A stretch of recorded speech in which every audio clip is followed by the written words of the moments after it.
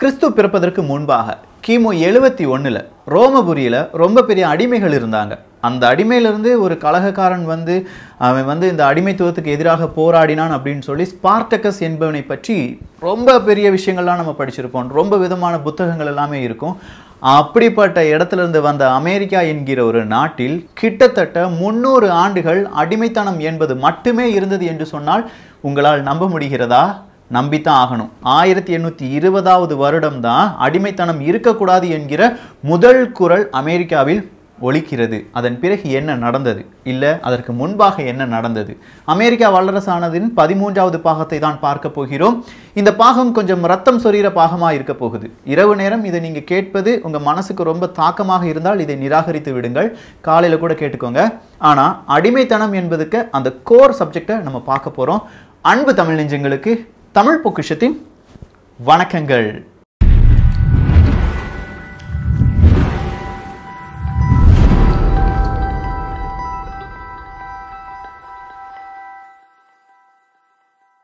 America எப்படி வல்லரசானது? Dollar தேசம், ஒரு பொருளாதார அடியாளின் வாக்கு மூலம், அடுத்ததாக யார் இந்த யூதர்கள், நான்காவதாக இரண்டாவது உலகப் போர். இந்த மாதிரி புத்தகங்களுடைய கலவை தான் இப்படி நம்ம பார்க்குற இந்த டாபிக் என்று சொல்லலாம். டாலர் தேசத்தில் 91வது பக்கத்துலேருந்து 96வது பக்கம் தான் நான் இப்போ சொல்ல போகிற இந்த ஒரு விஷயங்கள். ஸோ 1756-57 இந்த ஒரு காலகட்டத்தில் ஒரு அடிமை பெண் தன்னுடைய தந்தைக்கு ஒரு லெட்டர் எழுதுகிறாங்க. அந்த காலத்தில் அடிமையாக இருந்தவங்களும் 1-2 நபர்களுக்கு தான் படிக்க தெரியும். அப்படி படிக்க தெரிந்த நபர்கள் எழுதிய கடிதங்களால் தான் அன்றைய அடிமை கால வாழ்க்கை எப்படி இருந்தது என்பதை நம்மால் உணர முடியும். அவங்களுடைய பெயர் எலிசபெத் ஸ்ப்ரிங் அப்படிங்கிறது தான். ஸோ எலிசபெத் ஸ்ப்ரிங் அவங்களுடைய தந்தைக்கு எழுதுகிறாங்க, அப்பா நீங்கள் நலமா? நான் 2 நேரம் தான் சாப்பிட்டுட்டு உயிர் வாழ்வேன் என்று உங்களுக்கு தெரியும். அப்படி இருந்தும் நான் நலமாக இருப்பேன் என்று நீங்கள் நம்பிட்டு இருப்பீங்கப்பா. நான் நலமாகத்தான் இருக்கேன். என்ன 2 நேரம் சாப்பாடு தரான், 6 நேரம் என் கூட உடலுறவு செய்கிறான். உடலுறவு செய்த உடனேயே, அவன் ஆசை தீர்ந்த உடனேயே அடுத்ததாக எனக்கு ஒரு வேலையை தரான். நான் எந்திரிக்கும் போது என்னுடைய இடுப்பெலும்பு இருக்கா இல்லை உடஞ்சிருச்சா என்பதே எனக்கு கேள்விக்குறியாக இருக்குது. கடைசியாக எனக்கு 2 நேரம் சாப்பாடுன்னு சொன்னேனேப்பா, ஆனால் 2 நேரம் சாப்பாடு எனக்கு மட்டுமே கிடையாது. அந்த குதிரைக்கு வைக்கிற அந்த சாப்பாடு கூட நான் கொஞ்சம் எடுத்து சாப்பிட்டுக்கிடுவேன், அவ்வளோதான். அந்த குதிரைக்கு கொஞ்சமாக கரிசனை இருக்குது.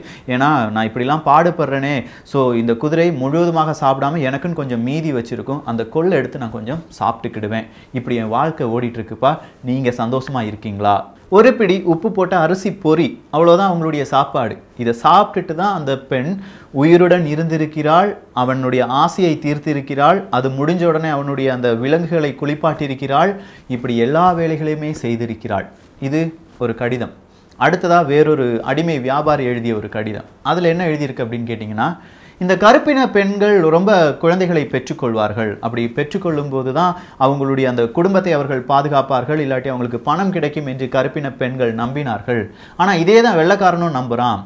அவன் தொடர பெண்ணுக்கு எல்லாமே நிறைய குழந்தை பெற வேண்டும், அது எல்லாமே பெண் குழந்தையாக பெற வேண்டும் அப்படின்னு சொல்லி அவன் விரும்புகிறான். அவனுடைய ஆசைக்கு இந்த பெண்களை பயன்படுத்தி கொள்வான். ஒரு கட்டத்தில் அந்த பெண்கள் ரொம்ப பெரிய மனப்பிறழ்வு அப்படின்னு சொல்லும்போது பைத்தியமாக மாறிடுறாங்க. அப்படி பைத்தியமான பெண்களை புணர்வது இவர்களுடைய மிக முக்கியமான ஒரு குறிக்கோளாக இருந்தது. அதில் இவங்களுக்கு ஒரு சந்தோஷம் இருந்தது என்கிற வேறொரு கடிதம். இப்படி கொஞ்சம் கடிதங்கள், இதெல்லாம் ரொம்ப டீட்டெயிலாக இருக்கும். ஸோ அந்த அடிமைத்தனத்துக்கும் இப்போது இந்தியாவில் தமிழகத்தில் நடக்கிற இந்த மாதிரி பிரச்சனைக்கும் பெரிய வித்தியாசம் ஒன்றுமே கிடையாது. அடுத்ததாக இந்த அடிமைத்தனம் இல்லாட்டி இந்த அமெரிக்காவை படித்த பல நபர்களும் சொல்வது, சாதாரணமாக ஒரு அடிமை, அமெரிக்காவில் இருந்த ஒரு அடிமை, ஆப்பிரிக்காவிலிருந்து கொண்டு வரப்பட்ட அடிமைகள் ஒரு வாரத்திற்கு 85 மணி நேரம் முதல் 110 மணி நேரம் வரை உழைத்தார்கள் என்பது தான்.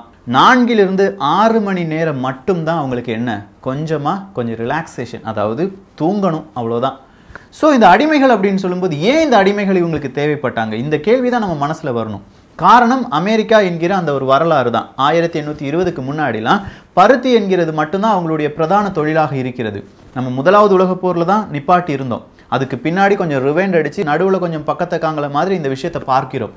காரணம் அந்த அடிமைத்துவம் எப்படி இருந்தது என்பதை உணர்வதற்காக மட்டுமே.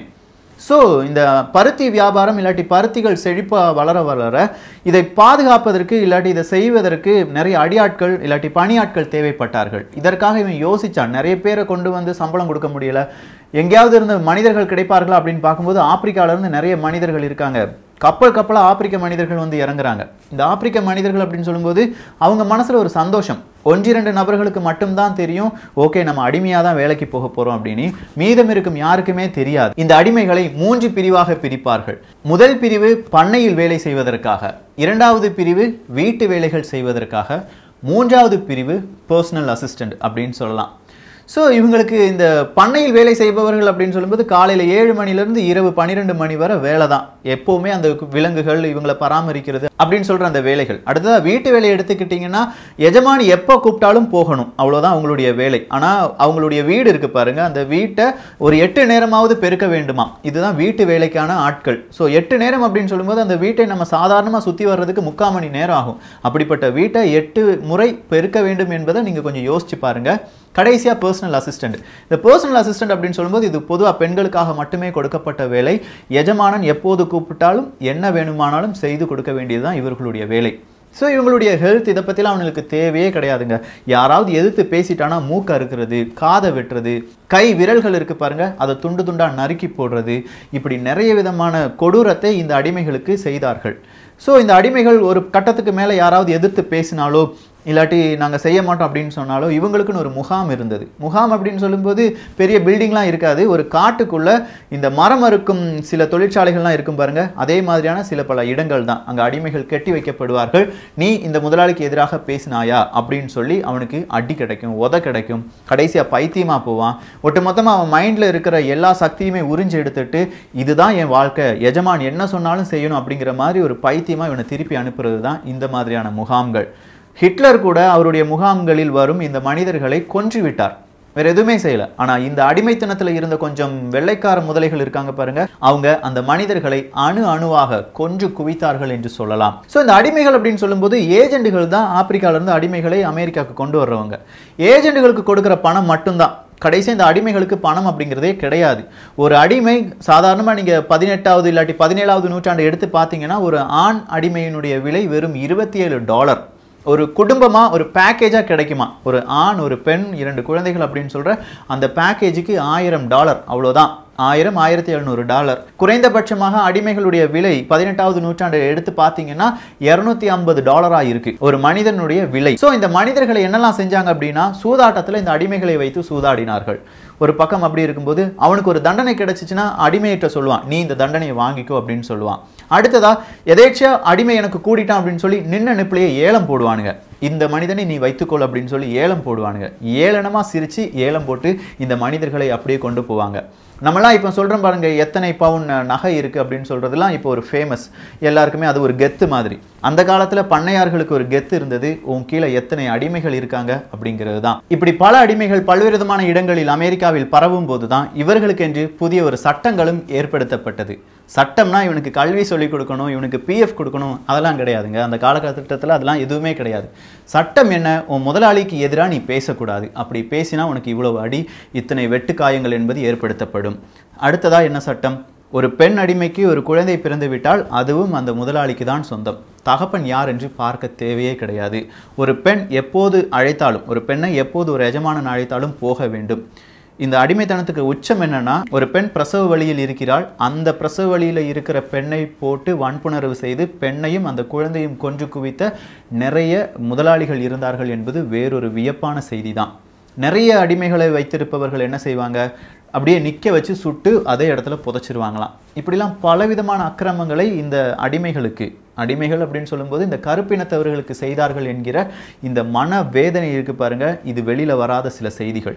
ஏன்னா ஒரு அமெரிக்கா என்பதே ஒரு அடிமைப்பட்டு கிடந்த ஒரு நாடு தான். ஆனா அந்த ஒரு நாடு சுதந்திரம் அடைந்த பிறகு 5 ஜனாதிபதிகள் வந்து விட்டார்கள், ஆனாலும் அடிமைத்தனம் அப்படியே தான் இருந்தது. 1820 தான் வில்லியம் லாயிட் காரிசன் என்பவர் ஒரு குரலை எழுப்புகிறார், இங்கே அடிமைத்துவம் இருக்கிறது, பத்திரிகைகளில் எழுதுகிறார், இங்கே அடிமைத்துவம் இருக்கிறது, இதை எதிர்த்து கேள்வி கேட்க எந்த மனிதனுக்கும் ஒரு சக்தி கிடையாதா அப்படின்னு சொல்லி எழுதுகிறார். 5 அதிபர்கள் அமெரிக்காவை ஆண்டு விட்டார்கள். 300 ஆண்டு காலம் அமெரிக்காவில் அடிமைத்தனம் என்பது இருந்தது.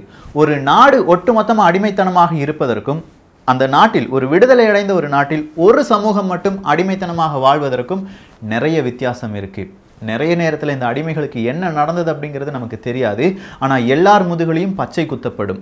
எந்த பச்சை அப்படின்னா, எந்த புரோக்கர் இந்த அடிமையை இவனுக்கு வித்தான் அப்படிங்கிறதுக்கு அந்த ஒரு டோக்கன் நம்பர் தான். இதெல்லாம் நம்ம நிறைய இங்கிலீஷ் படத்தில் பார்த்துருப்போம். இங்கிலீஷ் படத்தில் பார்க்கும்போது இப்படிலாம் நடந்திருக்குமா அப்படிங்கிற ஒரு யோசனை மட்டும்தான் வருமே தவிர, இதெல்லாம் நடந்தது. இதையெல்லாம் மறைத்து தான் இப்போது நாங்கள் கருப்பினத்தவர்களுக்கு முக்கியத்துவம் கொடுக்குறோம் அப்படின்னு சொல்லி நிறைய பேர் பேசிகிட்டு இருக்காங்க. ஆனால் அவங்க நாட்டில் இப்போ அதெல்லாம் நடக்கிறது கிடையாது. ஆனால் ஆப்பிரிக்க கண்டத்தை எடுத்து பாருங்க. முதல்லையும் ஆப்பிரிக்க நாட்டு மக்கள் ஆப்பிரிக்காவிலிருந்து அமெரிக்காவுக்கு கொண்டு வரப்பட்டு அடிமைப்படுத்தப்பட்டார்கள். இப்போது ஆப்பிரிக்கா நாட்டையே அடிமையாக வைத்திருக்கிறார்கள். இரண்டுக்கும் வித்தியாசம் கிடையாது. அமெரிக்கா வல்லரசானது எப்படி? முதலாவது உலகப் போரில் அமெரிக்காவின் பங்கு என்ன? அடுத்த பாகம் ரொம்ப விறுவிறுப்பாக இருக்க போகுது. இந்த பாகம் கொஞ்சம் விஷயங்கள் உங்களுக்கு புரிஞ்சிருக்கும். எவ்வளோ பெரிய அடிமைத்தனம் அமெரிக்காவில் இருந்தது என்பதை வெளிக்காட்டுவதற்காக மட்டுமே. ஏன் அமெரிக்காவை நம்ம வெறுக்கிறோம் என்கிற நிறைய பேர் கேள்வி கேட்பாங்க. நீங்கள் அமெரிக்காவை எப்பவுமே நெகட்டிவ் சைடாகவே காணிச்சிட்டு இருக்கீங்களே அப்படின்னா, அதில் நெகட்டிவ் ஹிஸ்ட்ரி நிறைய இருக்குங்க. அந்த ஹிஸ்ட்ரியெல்லாம் நம்ம பார்க்கும்போது தான் அதனுடைய வெறுப்புத்தன்மை கூடுகிறது. ஸோ அமெரிக்கா பெரிய பெரிய கண்டுபிடிப்புகளை கண்டுபிடித்தது அப்படின்னு சொன்னதுக்கும், லாஸ்ட்டாக நம்ம பார்த்தோம் பாருங்க, முதலாவது அணுகுண்டை எப்படி ஐன்ஸ்டீன் அவர்கள் கண்டுபிடித்தார் என்பது, அதுக்கும் நிறைய ஒற்றுமைகள் இருக்கின்றன.